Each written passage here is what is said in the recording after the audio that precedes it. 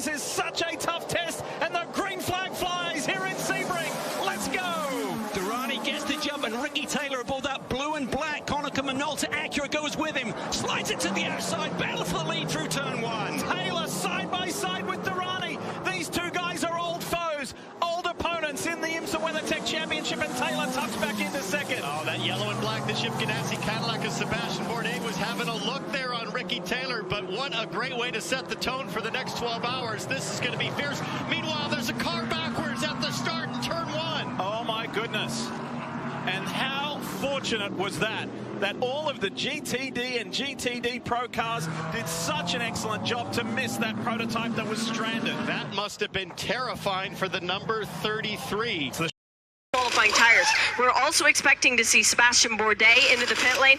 They have tires for Sebastian and tires as well for Ricky Taylor in the number 10 Konica Minolta Acura.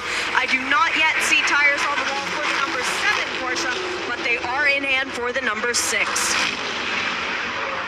People is down and away, no new Michelin tyres, so the RFID chips that he drives through now at the end of the pit lane will record that those are the tyres on which he started his race, and therefore there are 28 laps of racing plus his qualifying, and he only used this set of tyres in qualifying to snatch pole position. You are now allowed to use a second set of tyres in pole position. Action Express Wheel and Engineering Racing had decided not to do that. It was a bit of a gamble, but with a late qualifying session red flag, the cards really fell the right way. Now, Sebastian Bourdais has the same decision to make. He's in the pit lane and trundling on the pit lane speed limiter towards Shea Adam. Kennedy Filipe with new boots for the 25 as well. So far, the only car not to take tires has been that number 31, Filipe Durrani. 6 goes out and away. New tires for that Porsche as well. We've seen a flurry down in the GTD part of the pit area and LMP3. Keep an eye out, guys, for the number 85, the JDC Miller car, being given an unsafe released straight into the path of the Sentinel Ferrari, and I'll be surprised if that doesn't appear on your screen soon. Shea Adam and Joe Bradley as into the pit lane the number 35 Francois Araud TDS racing car. This is his second. Positioned by AWA and Matthew Bell in the 13 car. Jared Andretti for the 36 Andretti Autosport is 2.8 seconds behind. That's Duquesne from Ligier. Another Duquesne in 3rd is Dan Goldberg, who's a further 10 seconds back. In the GT categories, it is Kenton Cook who's the best of the GTDs and the best of the GT cars. For Team Cordoff Motorsport in the AMG GT3 number 32, Daniel Ucadella leads the Pro category in the number 79 WeatherTech Racing, and it's Brian Sellers in GTD as we've got a couple of cars off. This is down at turn 13. It's Durrani, and he's had contact with one of the LMP3 cars just as we're finishing off our update, so that's going to throw everything up in the air. The pits are closed. The blue Cadillac safety car comes out. That's what the Whelan cars wanted to see, but they didn't want to be the cause of it. Now, what's the damage on that as we complete our VP Racing Fuel in race update? A flick turn from Pipo Durrani at the end of the second hour. More drama here at Sebring live on IMSA Radio.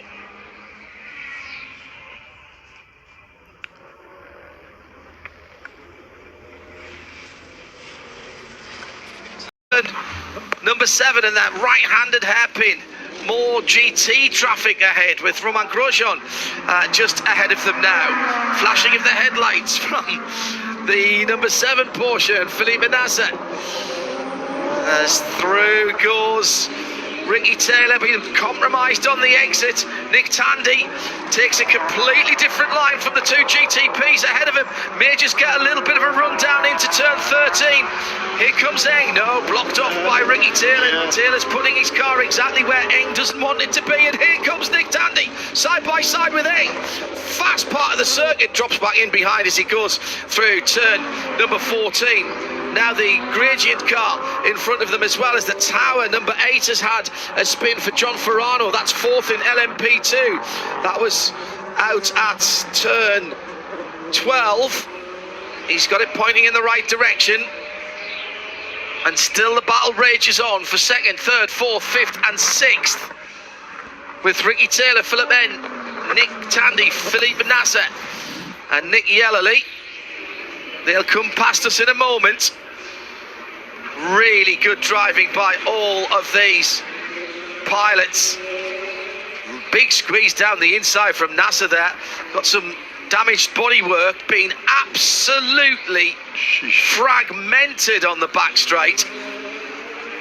And that was just a few moments ago, and there's carbon shards everywhere. That might bring out a full course yellow.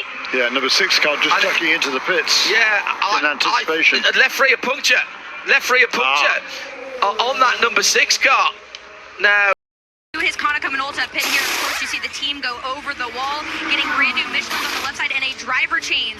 So Taylor out. We're going to go ahead and put Louis Delatraz back in the car for another stint. And of course, we're getting an energy replenishment and full VP fuel. You can see both of those hookups there, making sure everything is good to go. So yes, they gained that lead, but man, they're going to have to cycle back through after this. Dave, you mentioned earlier they have back-timed this race since the drop of the green, and what we mean by that is the engineers literally look at the end of the race and go, all right, let's back it up 28 laps, 28 laps, 28 laps, 28 laps. If that's kind of the average of what they're running, they know well in advance where they are, where they want to be at a certain time in the race. We're coming up on basically a sprint race distance in a little while here, and they're looking at this going, all right, where do we want to be right now? Do I want to save fuel? Can I go ahead and press on? Where do I want to be to set up this run to the end? 25 minutes till sunset, 3 hours to go at the Mobil 1 12 Hours of Sebring, the 71st edition on this historic track. It is one of the toughest. You hear drivers from all over the world say it's the one that they like the most. It's the biggest challenge, and they all want to win here. Hoist the trophy. Very much in the mix for the overall win here at Sebring. Kev, we saw the 10 of Filipe Albuquerque go by briefly, and now Brown will cycle back, Blomqvist will cycle back into the group here. Yeah, you're spot on, Kevy. I mean, it's 2.5 stints essentially to get to the finish, so it'll be a short stop on the last one, or they could short fill him on the second from last one as well to equalize the tire change time to the energy replenishment time. Lots of ways to cut this one up at the end, and that's what the engineers will be trying to figure out. And a yellow would change everything. Could that in turn get him to the point that they don't have to worry about doing a splash, and it would just be 2 to go as far as that goes? Then other good thing was I saw no fluids added. Is that a good thing or is it a bad thing? Do they need them, but they just didn't put them in? Yeah. And also, like we talked about, you saw Tom Blomqvist when he got in the car, the visor down on his helmet during that entire driver change, trying to protect his night vision so his eyes will be ready to go when he gets out there in the darkness. Yeah, and he's tread very carefully here through this first half lap, and that's the treacherous time as it cools off a little bit. Getting these Michelin tires up to 10, as we talk about, these cars are much heavier this year. They're also been designed to do a double stint should you need to, so they're a lot more robust, harder compound than we've seen last year with the DPI machine, so that's what makes it tough for these drivers to, without tire warmers, they've got to just gradually build the pressure and temperature up in these machines. In time, perfectly ready for this restart, and look how eager everybody is. Look how eager Filipe Nasser and Mathieu Jaminet are in those Penske Porsches. Let's go racing. It's Filipe Albuquerque at the head of the queue. Here we go, back under racing. There's already a move on there. Was that Jack Aitken looking racy against Mathieu Jaminet? Sure looked like Porsche. Aitken, the fourth car in line, trying to find a way through those two Porsche. We understand the car is now healthy again. Should be okay on the final stop for fuel as well. And Albuquerque's just been brilliant on these restarts to open up a gap and try to escape the chaos that's developing behind. Tell you what, there's going to be chaos in LMP2. Top 4 cars are all on the lead lap. It's it's a little different in LMP3. It's going to be wild in GTD Pro and GTD with so many cars on the lead lap with less than an hour to race here at Sebring. It is game on in 4 of the 5 classes. Let's not forget that Filipe Albuquerque and Felipe Nasr know each other very well. Teamed up in some of the endurance races for Action Express a few years ago, so they'll know each other's habits with their pace. Tell you what, shuttered each other's data over the years, I'm sure. Gemini Cal is really closing the gap here, the second half of this opening lap. We see top-notch, top draw, and he's going to put the pressure on Scotty Mack for the win here tonight. Almost 3 seconds between Aitken and Yoli up front in GTP, but you just have to think this final lap in GTD is going to be nuts. Oh, somebody's off. I think that's Jensen off. Yep, there it is. That's the difference between first and second. The Tower Motorsports prototype of John Ferrano. And Kiffin Simpson, and the man behind the wheel now, the 3-time Aussie Supercar champion, the 3-time IndyCar race winner, Scot Maclughlin. Everybody's receiving the white flag. They know that they're almost home in this 12-hour classic. And to think that the car that started on pole almost 12 hours ago is going to lead them to the checkered flag in the most extraordinary way. What a day it's been for the 31 team. Well, Madison's now here. He's not put a foot wrong. What does he do here with Hawksworth? You can't imagine Hawksworth is going to get too aggressive because Pilet's 3.5 seconds down the road. And he's only got a lap to try and catch him, so I can't imagine he's going to get too aggressive on Madison's nowhere. Robbie Foley's dropped back a little bit. He's feeling the heat from behind. But Andlauer aboard the 92 Porsche. It's crazy. At night, every time there's dust, it actually looks like tire smoke because of the white headlights reflecting off it. Everybody pretty tidy and falling in line until that happened.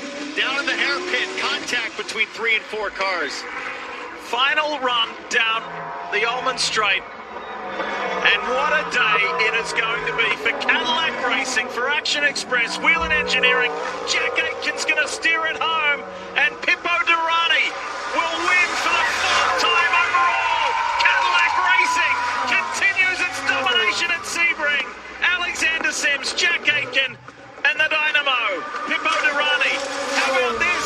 Scotty Mack, Scot Maclughlin in LMP2 for Tower Motorsports. John Ferrano and Kiffin Simpson, they're victorious in the 2nd prototype class. Here is Patrick Pilet in GTD Pro for Porsche.